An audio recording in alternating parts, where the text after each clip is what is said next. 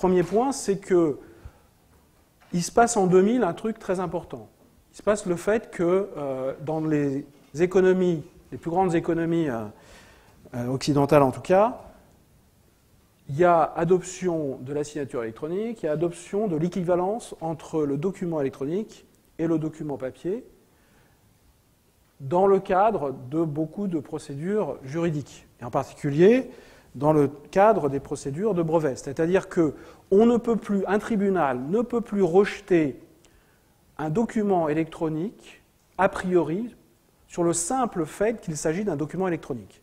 C'est-à-dire que précédemment, un tribunal pouvait dire « Vous m'amenez un email, je considère que je ne veux même pas le voir ». Il y en a d'autres qui disent « Bon, on peut éventuellement regarder ». Mais il avait tout à fait le droit de dire « Je ne veux pas le voir ». Okay. À partir de 2000, à partir de ces directives-là, c'est plus possible. Il doit le considérer comme un élément qui doit être examiné. Ensuite, on peut le contester, on peut débattre, on peut faire tout ce qu'on veut, mais au moins, il n'est pas irrecevable de droit. Okay. Donc ça, c'est très important. Et consécutivement à ça, il se trouve que le premier cas de jurisprudence dans le cadre des industries pharmaceutiques intervient de mémoire en 2003, où sur la simple production d'un email entre un chercheur et une partie externe, faisant mention d'un certain nombre de travaux, a été produit avec succès devant un tribunal de brevet pour démontrer l'antériorité d'un travail. Donc en 2003, il commence à y avoir de la jurisprudence qui s'installe. Okay. Donc ça, c'est très important parce que c'est finalement une barrière d'environnement. Deuxième point qui est aussi très important, c'est l'aspect économique. En fait, comme vous le savez sûrement, l'industrie pharmaceutique, c'est une de celles qui dépensent le plus en recherche et développement.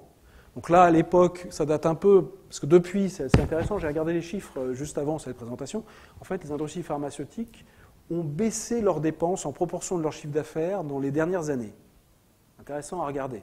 On peut s'interroger pourquoi. Mais à l'époque, on avait typiquement pratiquement 20% du revenu, 20% du chiffre d'affaires qui était réinvesti en recherche. Une chose importante aussi, c'est de voir que dans les années, au cours des années, des dernières années, les coûts de développement des médicaments ont eu une courbe exponentielle. D'accord ?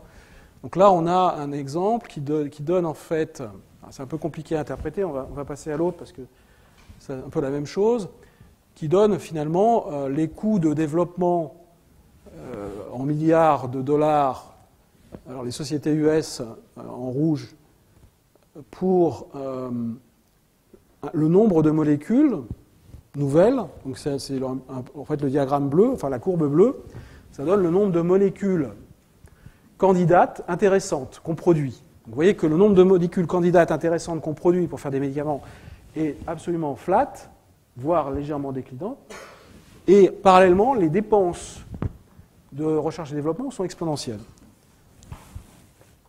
D'accord ? Donc c'est quand même un petit peu embêtant.